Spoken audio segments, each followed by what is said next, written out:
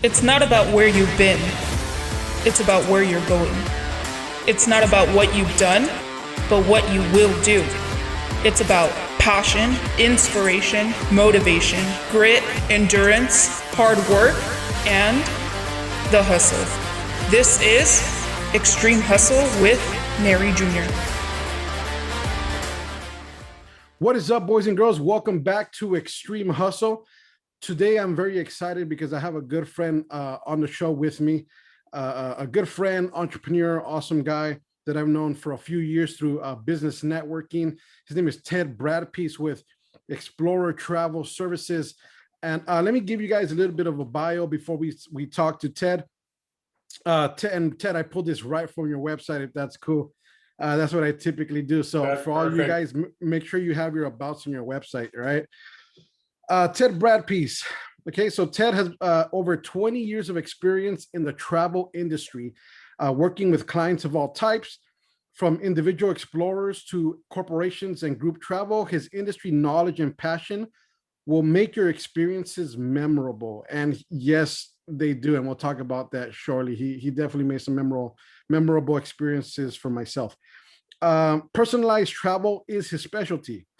Thanks to Ted, corporate travelers will enjoy hassle-free, detailed planning for your next business trip.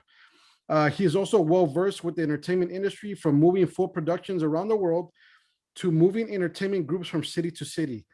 In addition, Ted has worked with individual explorers of all types and budgets. Ted, welcome to Extreme Hustle. I'm so glad to have you here, my friend. It's great to be here, Nery, and it's great to see you again. Awesome, man. So like I kind of mentioned to you before we started, this show is just about picking your mind, getting to know you well, letting the audience getting to know you, and hopefully letting your audience get to know you a bit more also, which is kind of the interesting thing about how this works, that sometimes when we talk and conversate in these kind of scenarios, even our own audience, our own friends and families, like, oh, I didn't know that about that. Yeah. So that's Very, pretty very cool, cool. you know. So I have a couple of questions for you, like I mentioned, but I kind of just want to talk to you, get to know you even more than I know you. So a little bit of background of Ted, how Ted and I know each other. Ted and I have been in a networking group called the VIP Network Group for a few years now. I don't know how many years we've been in it together, but it's been quite a few years now. And Ted is my personal travel agent, right? So he's my personal resource when it comes to traveling. If I need to if I want to go somewhere outside the country, I'm not going to trust anyone else but Ted for this. And actually, here is a what would I call it? Like a testimonial, right? To Ted. Right. I stumble on my words sometimes. A testimonial to That's Ted. okay. I do. The first time, well, I've been out of the country a few times, but after I met Ted, the first time I dared to go out of the country again, I was like, Ted, trying to go on a trip, want to go to, I don't know where I wanted to go to. I just said, Ted, I want to go on a trip with my girlfriend. What do you think? And this is where knowing people that have the knowledge kind of comes into place. He's like, well, what do you want to do? I'm like, I don't know. We just kind of want to get out the country, go away for a few days. I was thinking somewhere, I don't know, cool, Rosarito. And he says, what? You don't want to do that. He says, you don't want to go to Rosarito. I know you're too classy of a guy to be going there with your girlfriend. Let me hook you up. And then Ted hooked us up with a trip. And then we ended up going to Cabo San Lucas, to one of the nicest freaking places I've been to, Secrets Resort in Cabo. And yeah, it's like Ted dissected who I was, and he said, this is where you're gonna go, because I could kind of tell how you are and you're feeling. You're gonna have a better off time in Cabo. And we had a classy time. And when I say classy, we had a classy time, relax, and then my two favorite words, or word that goes together, all inclusive. And we'll talk about all inclusive in number two, right? So Ted, I want to talk to you a little bit about how did you get started in the travel industry? If you could give us kind of a background, how you got started, if it was that always your passion traveling, or it was something that you kind of went into, kind of like where I started in the music industry and I kind of fell into marketing because I was in that world of music already. For me, I've always loved traveling. I inherited the travel bug from my dad. My maternal grandparents, we figured it out one day, had traveled around the world 7 times. And this is back in the probably 60s, early 70s, before it was common. They were going to places like India and Egypt. So a lot of that got passed down to me. Fast forward a few years, my partner and I were doing a lot of traveling and working with a travel agent in the Glendale area of Los Angeles. And she pulled us aside one day and she goes, "Look, you guys travel too much. Talk to a friend of mine, see if you like the business, see how it goes." And so we talked to him. He took me under his wing, basically gave me the tools to get started and make a run for it. A few years later, he passed away and was not happy where management was going. And that's when I started my own agency. And it's a lot of fun because the passion that I have for travel gets translated into when I'm talking to my clients and when I'm talking to different types of people who may not necessarily understand all the intricacies of travel. And I think you hit it on the head, Nery. I in particular, love to get to know my clients. It's not a matter of immediately saying, this is where you need to go. It's a matter of figuring out why you're going and who you are, and then putting the pieces together. And Ted, how do you do that? Like, how do you, I like to say, dissect the situation? You know what I mean? How do you assess a person, get to know them, and be able to make that executive decision? Is it because yes, one is your vast knowledge of travel, but two, it has to do with also a little bit of psychology, or a little bit of wanting to get to know the individual person. It is a little bit of psychology, but it's exactly what we're doing now, Nery. We're sitting down, we're having a conversation. Right. So it's not about travel, but I'm learning more about you. So, I mean, I knew about your background in music and everything and how you transitioned into marketing. So for the next trip, that tells me, okay, we can now look at different types of properties. It's also where you are, and nobody should take this as a negative, but it's where you are economically, what you can afford to spend. And then in some respects, it's getting you hooked, and you've always got to be moving up that food chain. So you may not take a great trip every year. You may take one every other year or whatever, but we're always going to be working with you within your budget. We're always going to be getting you the best we can. And then it's taking you up the ladder to the next level. And it's about relationships. As is any business in the world, I don't care if you're selling hamburgers or if you're selling multi-million-dollar real estate. It's about the relationship that you have. And with us, it's about the relationship that we have, both that we develop with the client and that we have with our suppliers. And definitely, Ted definitely took the time to get to know me. I mean, like I said, we were in the networking group for a little bit before I took my trip. And I remember Ted just got to know me. He never offered his services first. And I think that's a very important lesson for anyone that's a business owner. It's about building those relationships, right? I think building relationships is super important. Luckily, I learned that early on in my career because I used to work at a print shop, and they would send me to do the networking for them. They would send me to these networking groups. And there I got to know the networking before I even had my own business. So luckily, I already have that kind of knowledge. But for those out there that just think, hey, just because you have the best service, people should flock to you, that ain't always necessarily it. It's about building that relationship. Now, I can't tell you how many times I've had discussions with people, and this always comes up in every conversation. And I don't care what you do. A lot of people will work with somebody because of the relationship, because they're going to bust their butt for them. They may not be the prettiest, they may not be the flashiest, but they're the ones that are going to get the job done and get it done right. And it's so important. I don't care what you're doing, but it's even more important in the travel business because you're entrusting your hard-earned funds. You're also entrusting your well-being to that person who's making those Yeah, decisions, yeah, who's exactly. guiding you down that path. And I think that that's actually really important, especially like you said in the travel industry. When we were going to Cabo, I'm like, well, I've been to Mexico a few times because of music, you know what I mean? But I always had a group of people that I used to go with. You know what I mean? It used to be like 20 of us, a band, managers, just a crew that would go. So you had kind of that protection. But when it was just us two that went to Cabo, my girlfriend and I, it was a little bit intimidating to go outside of the country. You know what I mean? So I'm like, Ted said, you know what? No, we're gonna make sure you're safe. We're gonna make sure you go and you and Ted drew out kind of how everything was gonna be in like a an itinerary of a sorts, right? You're gonna go here. You're gonna walk here. You're gonna talk to this person. You're gonna do that. You're gonna take this. You're gonna do this, and we followed all those steps, and then we safely got to our destination. We had a great time, and I thought it was super cool. That experience was super cool because we flew there. I think it was about 2.5 hours to get to Cabo from LAX. That's about, yeah.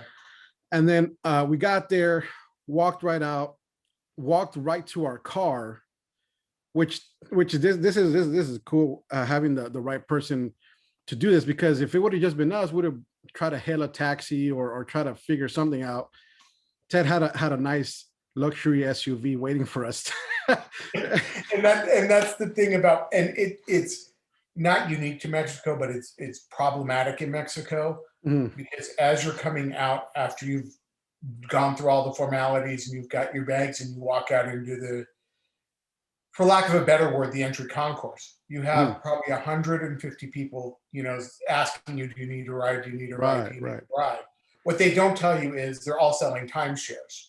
And so you end up, if you end up going with them, you end up getting stuck in a timeshare presentation after just getting off the flight instead of getting to your resort and just starting the experience. And that's you guys is the reason why you have to work with an expert, because Ted told us that. He told me that you're going to deal with this, just walk right past. We got there and that's exactly what happened. A swarm of people, kind of like, and I think I asked one of them directions, like, hey, where do I go to go get like my car or something? And he looked a little bit disappointed. Oh, like you already have, you already have like transport. I'm like, yeah, you just got to walk straight. I'm like, okay, cool. And then our guy was there with the little sign, you know what I mean? And then took us, really classy. We got there, great service. Honestly, one of the best services I've ever received at anywhere that I've gone to. Honestly, the people there were very personable. They feel like, you know how sometimes you go anywhere here, like a restaurant, like, oh, they have to serve you, kind of a feeling. That didn't exist there. They were happy to do that. So that was a really cool experience. Again, it's about understanding. I mean, I take time every year, last year being the exception, and I'll visit a lot of these places when I can. And I do it in a little bit of a unique way. If I've never been to a property before, I go in as a regular person. Yes, I booked it through my agency, but I need to see the whole experience. So when I first go visit somewhere, I'm going as a consumer rather than as an agency or an agency owner. And that way, when I come back, I'm able to tell my clients what the real situation is. You know, this is what's going to happen. This is how it's going to go down. Because unfortunately, for travel agents, they tend to roll out the red carpet, and you get a little bit of a jaded view of what's going on. Right. Yeah. So that's actually brings up a good point. What can you go into a little bit? What do you think? Now, talking about the business side of things, right? The whole entrepreneur side, the importance of knowing your product. Like knowing your product. It is extremely important to know your product. But I will qualify that. Nobody can know everything. Okay. Right. We sell the whole world.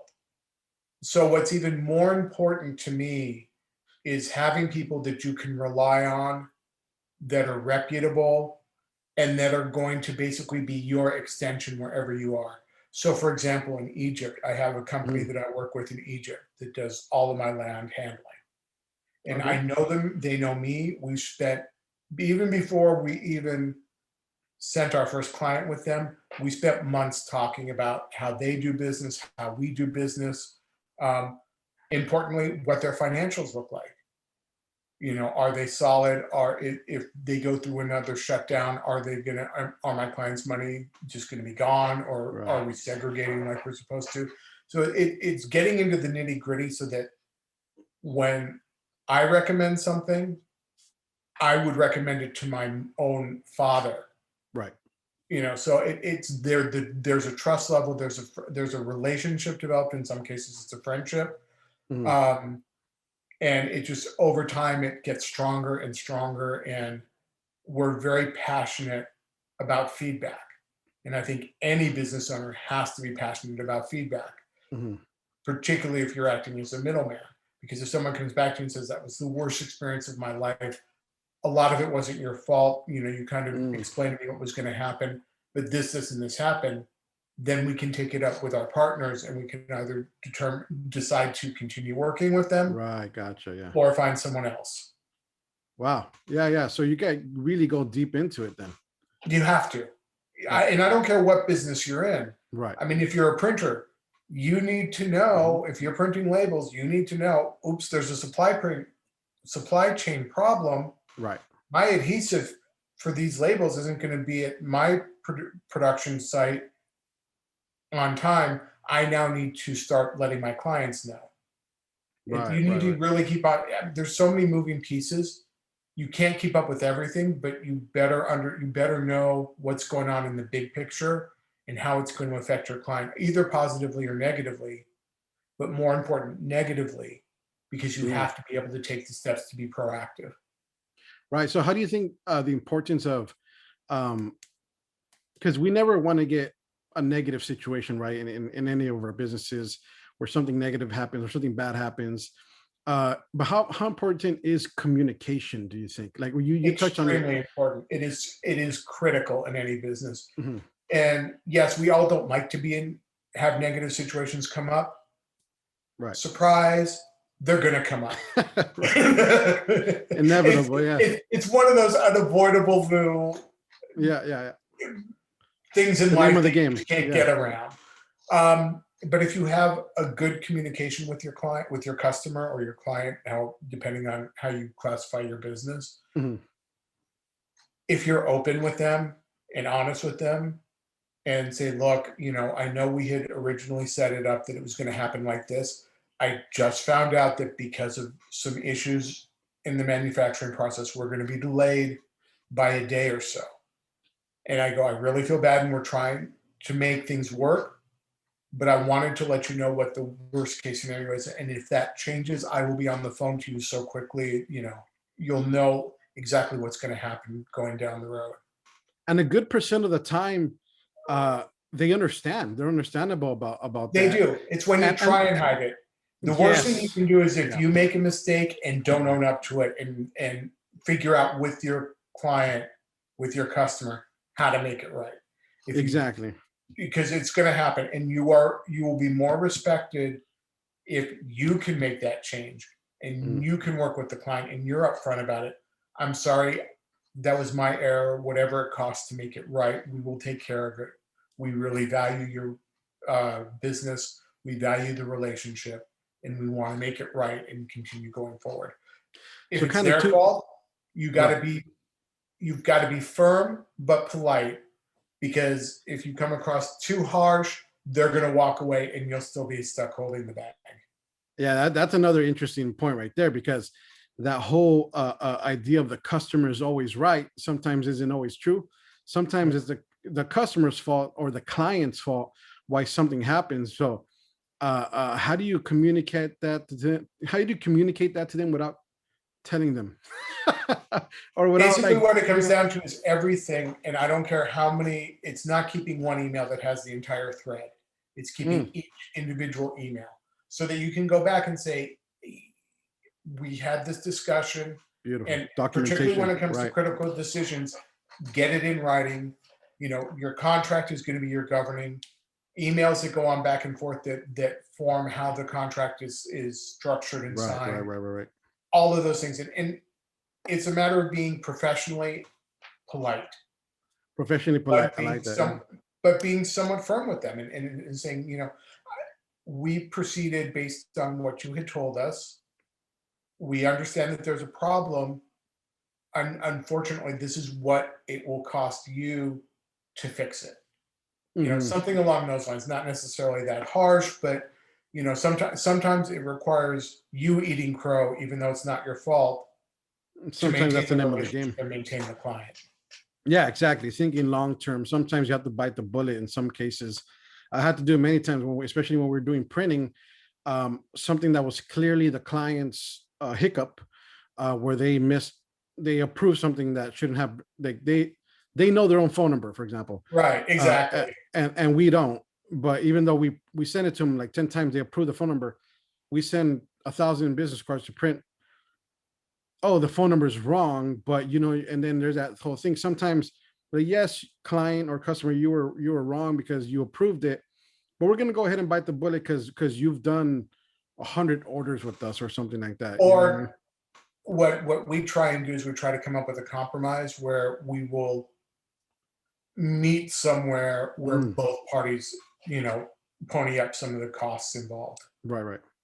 Well, and that's pretty cool that you mentioned this, because that was one of the first lessons that I learned starting in the whole design and marketing industry, was make sure you document everything, all the communication. And I learned that from one of my first bosses, actually.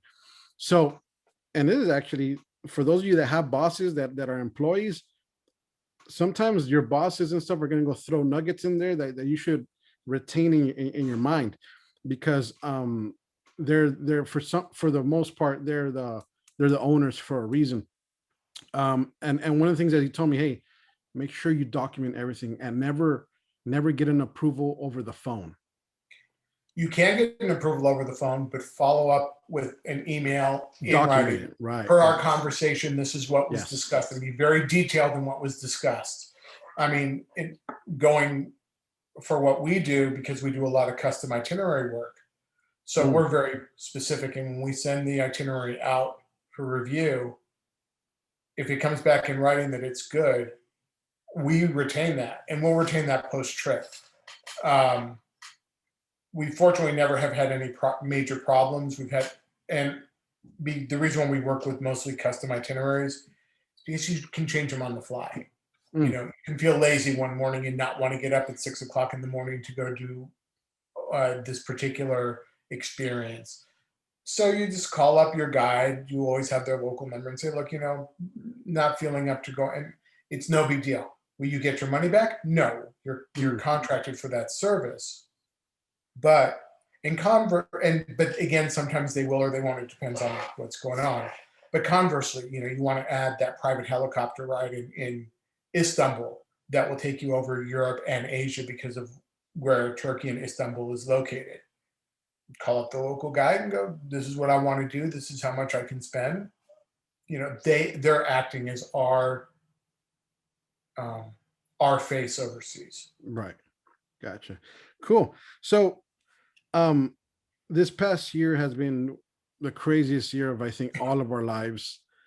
But no industry, I believe, was hit harder than obviously the restaurants, but the travel industry, right? Hospitality. Hospitality in Uh, general, absolutely. yeah, hospitality in general. Um, how how did it affect? If you could go into it a little bit, how did it affect Sure. your business? How did you stay afloat? Tell us the importance of that, and then of having a good business model or structure, or just how did you survive this? The first 6 weeks was woe is me. I mean, literally, when the lockdown started happening, our business just stopped. Hmm. I mean, it didn't slow down. It didn't wane. It just It just stopped. stopped, right? It Yeah. stopped. I mean, we had some corporate that had to go, but it was not a lot, and it would definitely not be enough to sustain. Hmm. Um, we were fortunate in that we had money in the bank. Right. We qualified for certain government assistance, which you can never be ashamed to take Of advantage course. of. Yeah. Um, and we had some other things in place that softened the blow. Right. So the first 6 weeks was total woe is me. I'm never going to survive this. I need to close up the business and try and find a real job, which was real smart thinking because there just was absolutely nothing out there. Yeah. Yeah. And then I started thinking about where I actually wanted the business to go, how I wanted it to be restructured, what type of clients I wanted to work with.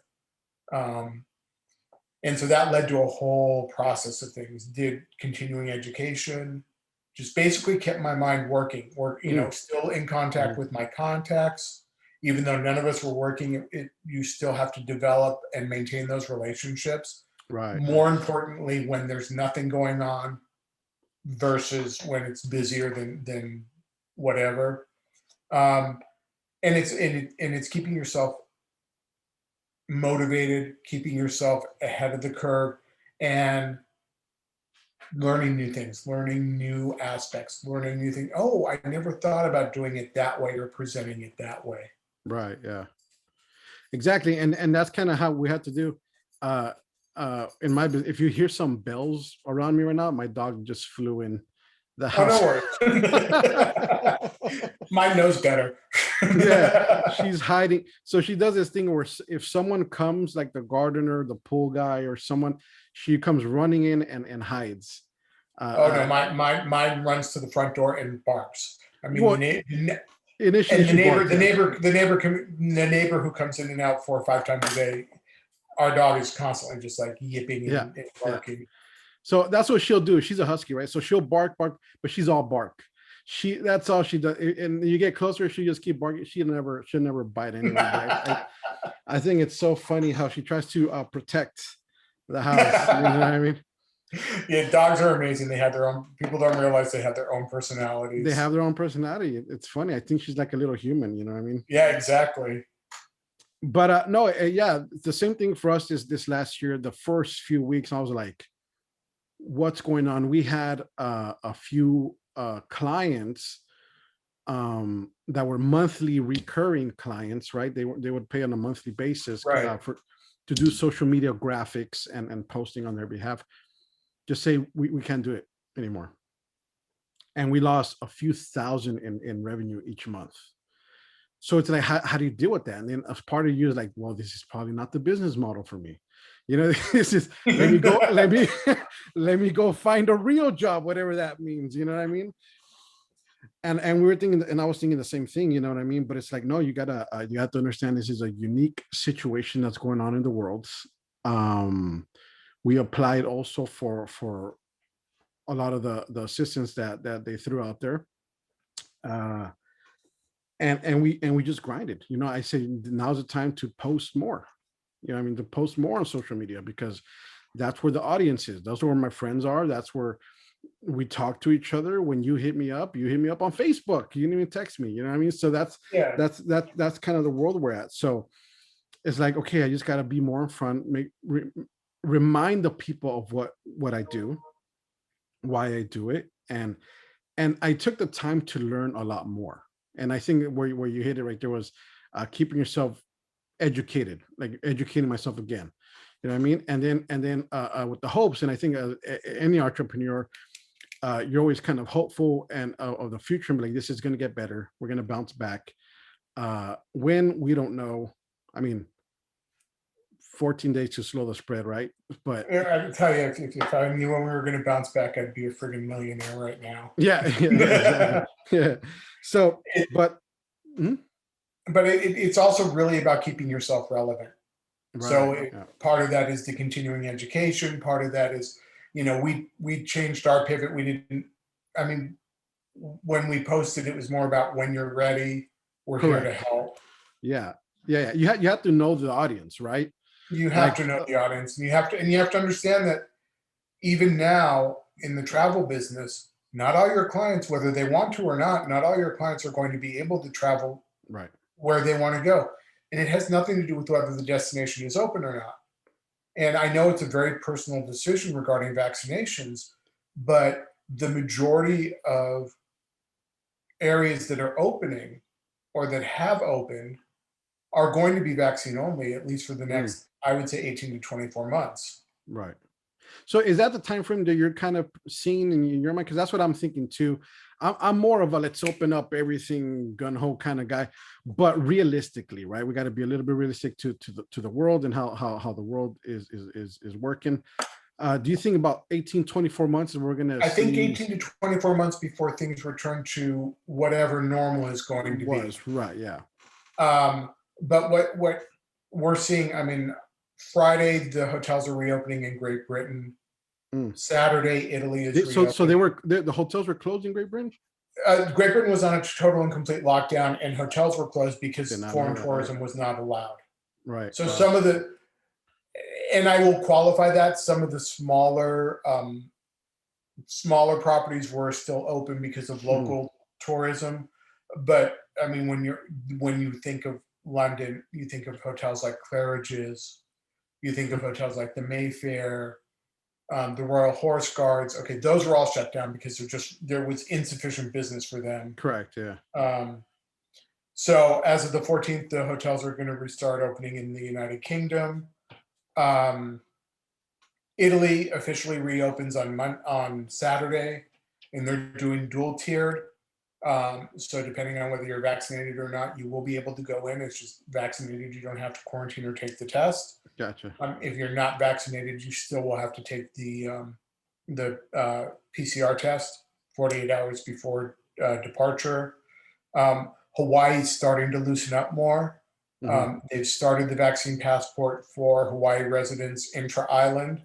If that goes well, we're hoping by July 1st to have a vaccine passport program in place for Hawaii for Trans-Pacific, which means basically anybody other than who's living in Hawaii, going to Hawaii is considered Trans-Pacific travel. Yeah. So you would, if you're vaccinated, you will not have to test and you will not have to quarantine.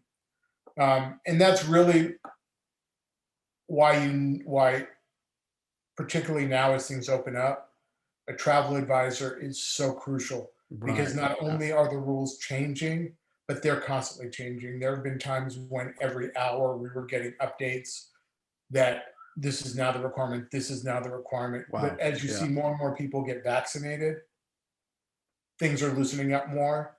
Now you have to go back to the normal, what they call geopolitical issues that also have a huge determining factor on where and when you travel. Gotcha.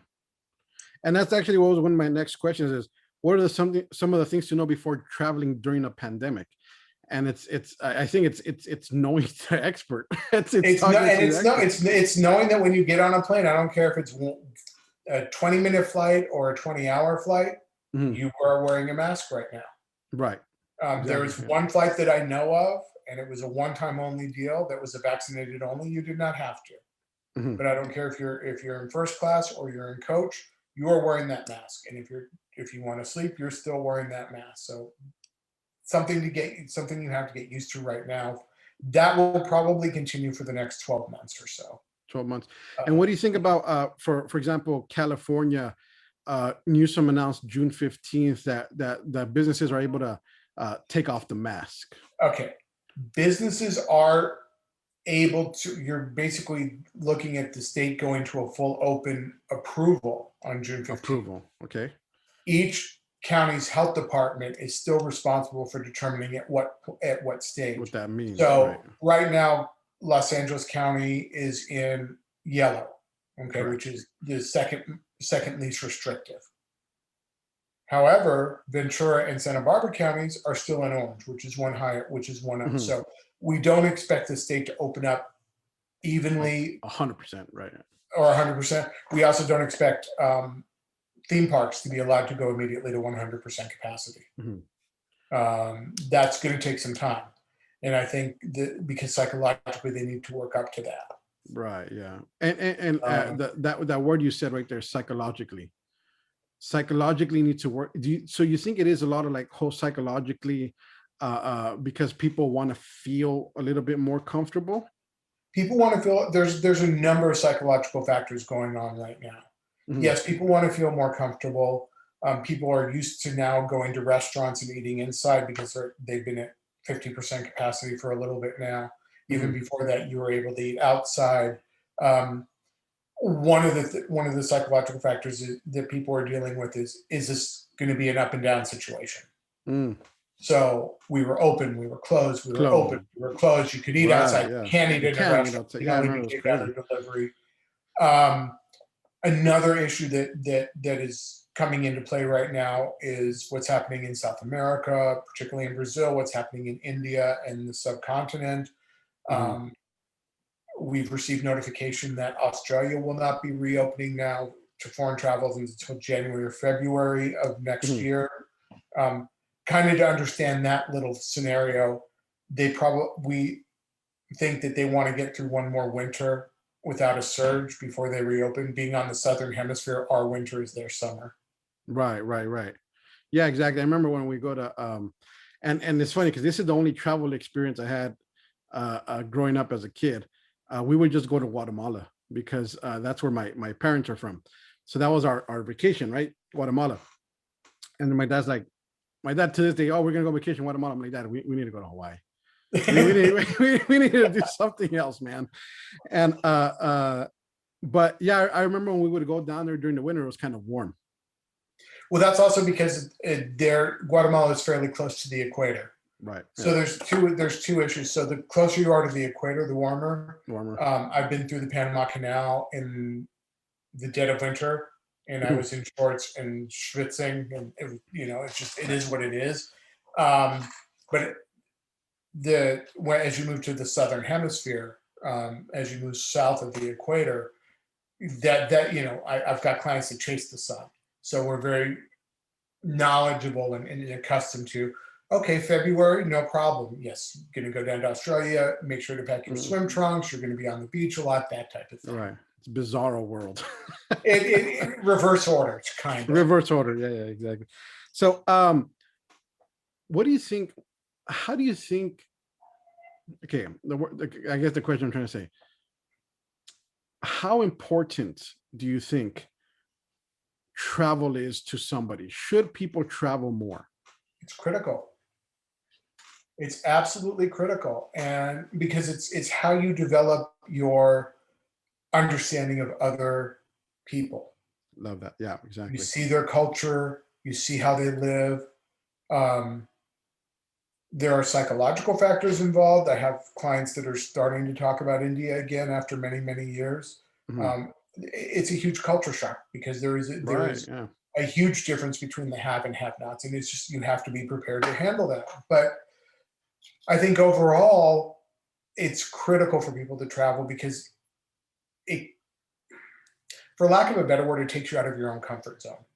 Yeah.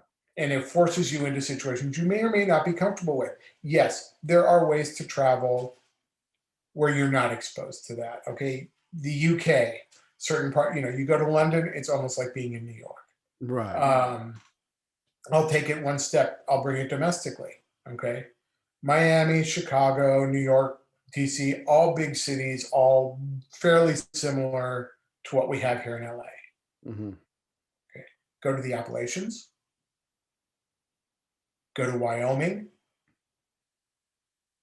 go to Mississippi, Mhm. and you're being exposed to a whole other realm, a whole other culture And that in people our don't own realize country. exists in the US, in our own Yeah, backyard. that's Yeah. crazy. Yeah. I mean, even sometimes, because I think about it sometimes, we live out here in Santa Clarita, right? Santa Clarita, California. Right. Sometimes even just driving to downtown LA Mm-hmm. to do Totally business, I different go, worlds. yeah, exactly. I'm like, I'm completely somewhere else. You know what I mean? And we do a lot of business in downtown Los Angeles. And when I drive down Hill Street and then I walk into the buildings there, I'm like, this is high money energy over here. You know what I mean? This is big culture shock. And then I start thinking to myself, Lord, I start talking to God and I go, my world is too small. My And that's what a world lot is way too small. Yeah. and that's what a lot of people I think don't realize. And there are places, for example, Thailand, very inexpensive to get to, can be done very inexpensively. Mm. But the cultural situation is so different there. I mean, the living wage is very, very different than it is in the US or in most industrialized countries. But the people are so warm and so friendly and so Right. Yeah. genuine. the experiences that you have, I mean, you can stay at a 5-star resort for a fraction of what it would cost you to stay at a 5-star hotel in New York. Right. You can have those experiences. And if you want to experience them, it's a matter of working with somebody who understands what you want to do, and B, what you have to spend, because it is, I mean, I don't care where you go. I can get you a place for $50 a night. I can get you a place for $50,000 a night. It all depends. Yeah. And speaking of $50,000 and $50 a night, what do you say? What do you think about staycations? If they're done correctly, they're fantastic. I've done a number of them. And what's considered a staycation? Staycation is normally something within driving distance. So in California, probably as far north as Sacramento, because you can do that in 8 to 9 hours, depending. But we've done Sacramento, we've done Bay Area, we've done found an incredible gem in Paso Robles, which is about 2.5 hours north of here. Great hotel, some amazing wineries, and they're really, I have to classify them as experimental wineries. They're not traditional. But you don't like wine? Fine, you can go beer tasting. You don't like beer? Fine, you can do spirits. They've got some amazing local distilleries there too. So there's something for everybody in terms of if you want to do the alcohol tasting experience. Right. Going up to Napa, Sonoma, Harrodsburg, yes, it's wonderful and it's a great experience, but it's not cheap. Driving up to Paso, it's not that expensive to do it. You can do it, you can make it work. Do we have all-inclusives in the US? We have one. It's in Florida. It is a Club Med. It's it's about an hour and a half west of Miami. There are others where if you're going in a large group, you can negotiate all-inclusive. But all-inclusives like you're used to in Mexico have a very unique history, and you don't see them outside of Mexico or parts of the Caribbean. Gotcha. Okay, so it's kind of to that location, kind of, or that region. To that region, yeah, absolutely. I mean, but you go to Europe, you go to Asia, it's always going to be breakfast included. And these are not small breakfast buffets. These are fairly large breakfast buffets where you could easily grab some plastic bags and make lunch out of it too. Let me tell you though, the whole Cabo experience was a freaking dream. Being able to walk in at any time to a nice restaurant, and when I talk about nice restaurants, they have nice restaurants on location. You know what I mean? And just saying, I want this, and that, and then leaving. That's like a dream. Like this, and it was like I had to come back to the United States and I had to pay for food again. Yeah, exactly. But the interesting thing is, and going back to the necessity of a travel advisor, is right now it's, Mexico is open, but they're open at 60% capacity. They're not at 100% capacity. If you want to go off the resort, which in a lot of cases I strongly recommend, those types of tours are still at 50% capacity. They're slowly closing everything down, but not closing everything down. They're slowly removing all the restrictions, but it's still, you need to have someone in your corner who understands. For example, Mexico has new entry requirements. Are they difficult? No. Do you need to do them before you leave? Absolutely. When you went down, they were still giving out the immigration forms on the plane. Oh yeah, I remember that. Right. We have to fill it out. They no longer do that. Cool. So you go to the website, you fill it out, print it out, and take it with you. Otherwise, you and your entire plane, and the way that they go in Mexico, every other of the 5 planes that have just arrived with you are going to be not only wanting to get those forms, they're going to forget to bring a pen with them. Right. And then there's a mandatory health form that you do 24 hours before you leave. You don't have to test to go into Mexico, but you do have to do what they call the health trace form. Gotcha. Okay, cool. And what are some of the top things someone should take or pack if they're taking a trip anywhere? And if it's out of the country or even you're staying in the US, what are some of the top things? Well, one of the key things they need to make sure that they have if they're flying out of the country, and I will caveat that because there are some exceptions for cruises. Huh. You must have a passport. But what a lot of people do not realize is even if you don't need a visa, like for Mexico, legally your passport has to be valid for 6 months from the date of your return.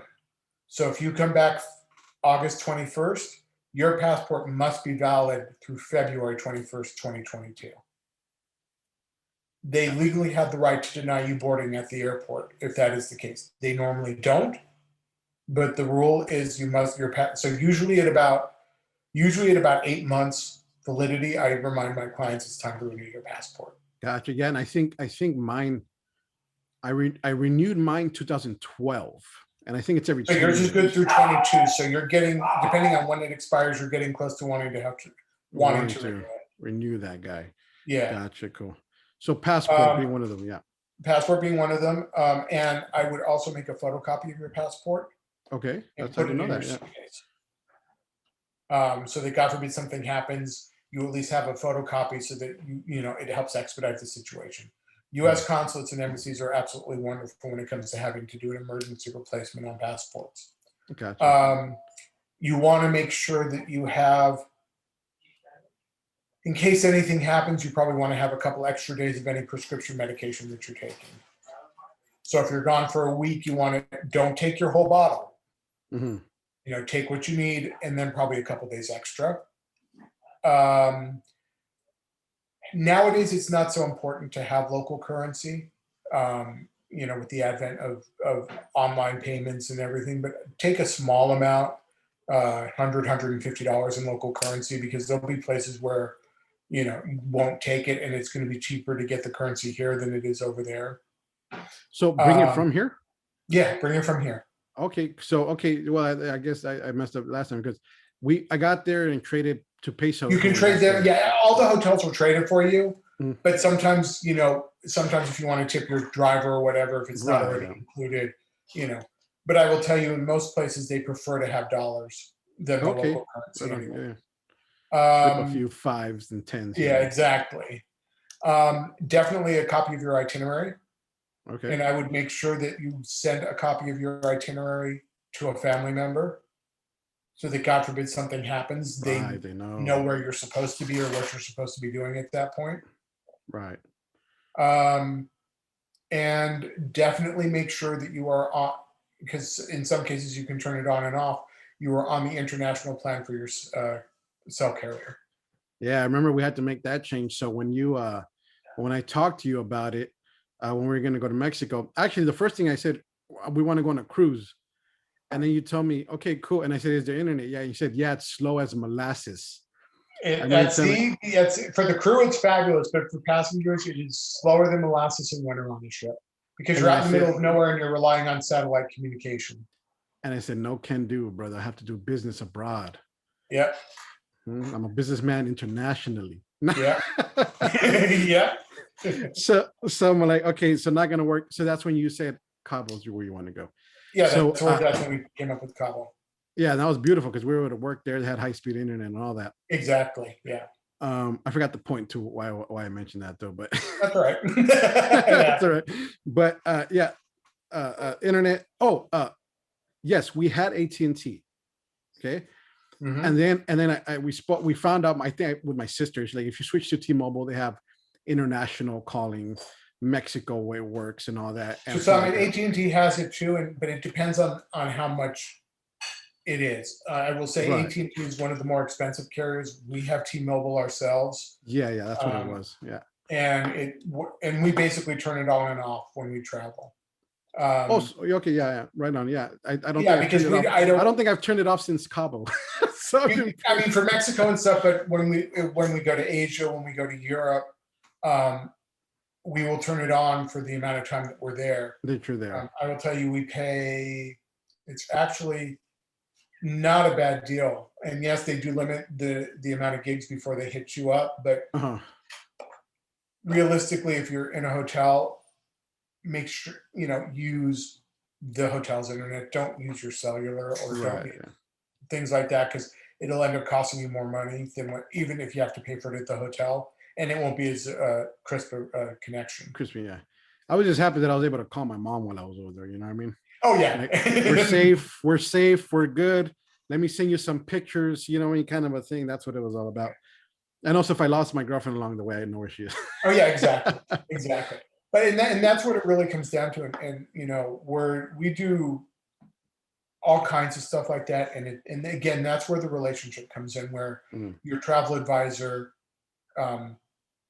respects you enough to let you know the little things. Right. Okay. The little things that we don't necessarily that we don't get paid to remind you of, but that are going to make your trip a whole hell of a lot easier. Right. Yeah, for sure. Awesome, man. And what your top, I'm not gonna say top 3 or 5, just your top destinations where you've been, where you recommend people to go. Okay. Israel's always my top. Now is not the time to be going there, though. Right. Yeah. I've always wanted to visit Israel, the Holy Land. Incredible. My mom went. My mom's been there. She raves. She's been raving about it for the past 25 years. Oh yeah, it's incredible. It is literally a life-changing experience. Australia. Okay, right on. Thailand, China, majority of Europe. There are certain Eastern European countries that are not as fully developed in either tourism or infrastructure that I would avoid. You know why I never wanted to go to Europe? Why? Because of the movie Hostel. Yeah, like I'm going to put you into a hostel, Nery. When I saw that movie, I was like, "Yep, okay, that's good." You know what I mean? But you have to realize, you know, you graduate high school, it's a rite of Just passage. kidding, no. You go backpacking Right. through Europe, you stay in Go back. hostels. You know, Right? You can't Exactly. you can't be $50 a night. So I think as far as that goes, in Fiji is Okay, absolutely right. incredible. Nice. When you go to Fiji, you're going to go and you're just going to relax and unwind and not worry about a damn thing while you're there. Well, that's what I need, some time to just unwind and just. Well, unfortunately, Fiji's not open yet either. So we gotta wait. But it's an easy. It's to fly to Fiji is the same as flying to London.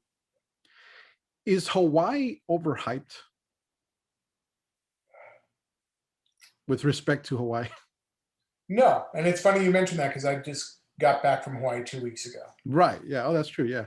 And it had been 30 some odd years since I was there last. And yes, it's changed a lot, but it is not overhyped. But you've got to learn or you need to work with somebody who understands. You need to split it out.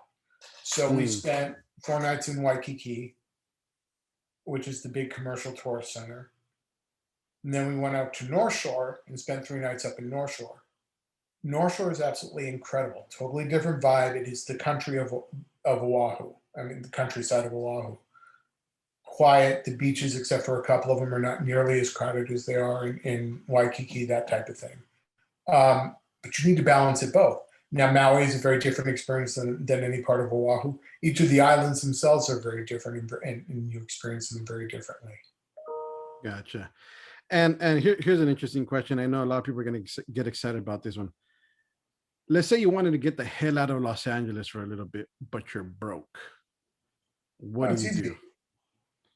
Well, it depends on how broke, but there's still some good values down in San Diego for a weekend.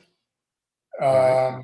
Like I said, Paso. You can go up to Paso. There's some fairly inexpensive hotels up in Paso. Wine tasting will set you back. Depends on the winery, but things like that. You don't have to do the wine tasting. You can just go walk around downtown Paso, go up on a Saturday, have dinner down there Saturday night, spend the night and come home Sunday.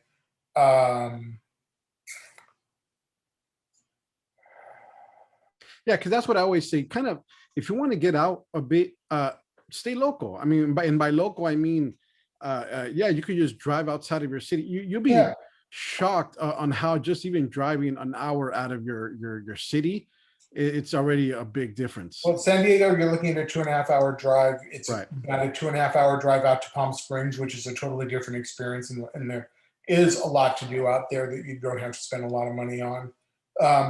So yeah, within a 2-hour drive, you have so many different experiences. Take it out a little bit more. It's about an 8-hour drive into Phoenix. Mhm. Vegas is 4.5 hours, Right, Vegas, yeah, right. but I'm not talking the strip. Right, Okay. you gotta do, yeah, yeah.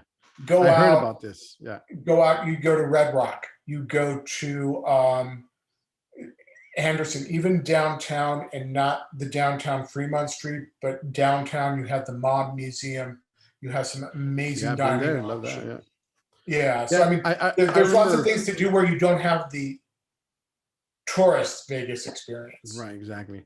And even traveling a little bit away from Vegas, I remember growing up, we used to go to Laughlin every year with my parents Yes. because my dad's former boss from like 20, 30 years ago, he used to hold dancing competitions at the Don Laughlin Riverside Resort. Okay, so so he was like the head, he owned the dancing competition. His name was Victor Drew, and he had on Highland in Hollywood, he had his dance center, Hollywood Right. Dance Center. So they had the big competitions there, and all the dancers would go and all that. But because he favored my dad, and he loved my dad as a son, he would say, which is pretty Hmm. cool. He said, "Hey, I'm gonna hook you and your family up, free hotel for the weekend, and I'm gonna comp your breakfast at the buffet for the whole weekend also." So, and he would do that every summer, and it was for years that we would go there. But I remember those trips, and actually, this is a good question. Remember when I told you how important is travel? I think important is even travel is even important for your family, because I think your kids and partners remember these experiences, Hmm. and it could really impact them. So I remember those trips to Laughlin used to impact me and inspire me, because I said I want to be able to be as rich as this guy Victor Drew was, so I could do this for other people. And it is about the experiences, and you're absolutely right. Traveling with your family, with your extended family, and that we're seeing a lot of that extended family travel right now because people have not been able to get together as a family.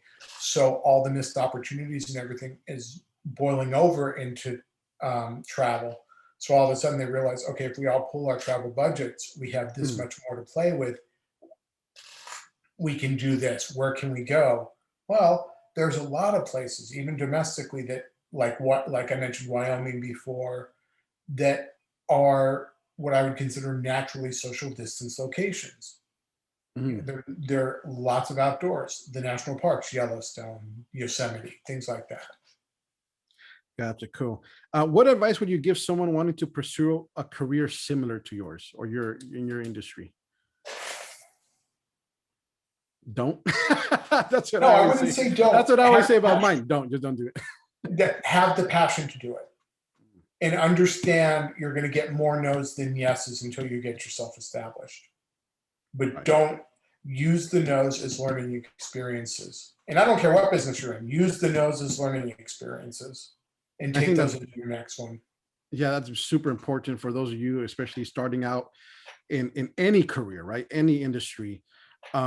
You're gonna get a lot of no's, but don't let that discourage you. And this is coming from two business owners, and you're gonna hear this from a lot. If you ask any business owner, yeah, I had to hear a million no's before I heard that one yes, or And had that to one hear yes is going to make it all worthwhile. And then you start all hearing, worthwhile. you will always hear, I don't care where you are in your career, you will always hear no. That's Right. unfortunately too common a word. You will always hear it. But you will, as you establish yourself in the career, you start hearing it less and less. And the other thing, if they want to go into travel, specialize. Do, Mm, start off as a generalist, but specialize in cruises, specialize in all inclusives. It doesn't matter. right. Become the expert and become the go-to expert. So kind of niche down in what you Niche want to. down, absolutely. Gotcha. Cool. Um, Before we take off, I have three questions that I always ask my guests or the past two guests. But before I ask those, is there anything you want to say to the audience? Any information you want to get out there? Anything on your mind? I don't care if you're just traveling locally or you're going internationally. Talk to a travel advisor that you trust and you respect, and we're more than happy to help you. They don't charge you any extra. Okay. When you book your hotel through Expedia, you don't think you're paying a commission. You are, but Expedia is keeping the whole thing. Just We hidden get in paid there. by the suppliers. Right. So we are a wealth of knowledge. We can keep you out of the sand traps. Yeah, exactly. And don't buy into the concept, guys, that people say, well, it's too expensive to be with a travel agent. It you don't you first you don't even understand what that means. It's too expensive with a travel agent. You know what I Because mean? you don't know the trouble that you can get into without one. Exactly. The exactly, that's a good one. So 3 questions here. Who are the 2 people that have been the most influential to you, and why? One of them is my father, and he went through hell, and seeing what he went through and everything else. And probably my partner, um, absolutely incredible, has lifted me up by the bootstraps on more times than I care to remember. Mhm. Uh, when I'm feeling the lowest, they're able to pick me up and bring me back into a better reality. Right. Exactly. It's funny how they're able to do that, huh? Oh, it's amazing. It's absolutely amazing. Because sometimes I feel like crap, and then she'll be like, "No, remember who you are. Remember, Yeah, you know what I mean." And I yeah. think it would be the same thing. It would be my dad would want to be the ones. I remember when I go through hard times, and one of the phrases that always stick with me that my dad always says, "Remember that you're made of strong material, Mhm. and that's where you come from." I'm like, "Wow, that's And I stuck with me and I for think that's years." important for everybody to understand, whether you're an employee or planning to start out in your own business. When you're at your bottom, and we can never see the bottom and we can never see the top, but they're always there. But when you're at the bottom, just remember it'll go up. It'll pick up eventually. Yet you're Mhm. allowed to feel sorry for yourself for a short amount of time. Because if you Yes, bog yourself down in the bottom, that's where you're going to stay. and I think that's beautiful what you said. Allow yourself to feel those emotions. Hmm. You know, allow people, no, I'm too tough for that. No, allow yourself to be sad. Allow yourself to be, why me, for a little bit, right? But Yeah. don't dwell in that place. Hmm. You know, you just know that you're made of strong material, that you have, and that you could overcome anything for the most part, right? Exactly. Where can people reach out to you if they want to reach out to you? Real simple. Office number is 818-351-5085, or they can email me at ted at explorers.com. Perfect. Awesome. And then the final question that I always ask, what does hustle mean to you? Somebody's going out and doing it, getting it done. Right, getting it done. And I think, I posted something on my Instagram and Facebook yesterday. Sometimes it's so simple what you just said, just get it done. But it's those simple little clues that lead to long-term success. Mhm. There's something that you don't want to do today. I don't want to go to the gym today. I don't want to drink Do my it. my gallon of water today. Just fucking do it. You know what I mean? Excuse the It's very language. true because I find myself and when you own your own business, or when you're planning to own your own business, you look at this and you said, shit, there are so many pieces and so many things that have to be done. How am I Yeah. going to get it done? Mhm. Take a step back and don't try to eat the whole damn thing at once. Break it Right. down Yeah, into exactly. small pieces. And, Yeah. Mhm. I learned that from a former boss of mine. He says, you have to have your big rocks and your little rocks, and that's how you divide up your tasks and the things that you have to do. And for everybody's different, right? But for me, is always tackle the hardest things first. oh, yeah, Once you tackle the hardest things first, you get to enjoy the little things that are always more fun to do. exactly. Yeah. And another thing is, when you own your own business, don't be afraid to ask for help. Join a networking group, whatever it is. Don't be afraid to ask for help, because Right. there are things you are not going to know. And those are the things that are going to get you in trouble. Exactly. Yeah. And that's what I always say. Success leaves clues. And that's why I always look to the people that have done it better than I have, the people that have been in it a lot longer. And that's kind of always also little selfishly the point of this show, was to pick the brains of people that were greater than me, and Well, see I'm how I honored. could use it for myself. No, I'm yeah, for honored. sure. Absolutely, man. Ted, I love you, man. You've always been a great resource and friend, that I could say that every time I reached out to you, you've been so kind to me, and I really appreciate that, and respectful. I appreciate you, and I will see you, Ted, in 2 weeks at our Absolutely. breakfast. And as always, boys and girls, you can reach out to Ted. I'll leave his links below, or wherever you're watching this. I'll make sure I'll have the links to Ted's social media and website and phone number, so you guys can reach out to them. Make sure to reach out to Ted if you're going to go to anywhere, even if you're doing a staycation, or if you're going out the country. Consult with a travel agent or a travel agency. It's better you pay now or you pay later, is what I always say. And sometimes when you pay later, it might not just be monetary. It might be that you lose yourself in Tijuana. So Exactly. as always, boys and girls, let not your hearts be troubled. And until next time, thank you, Ted. Thank you.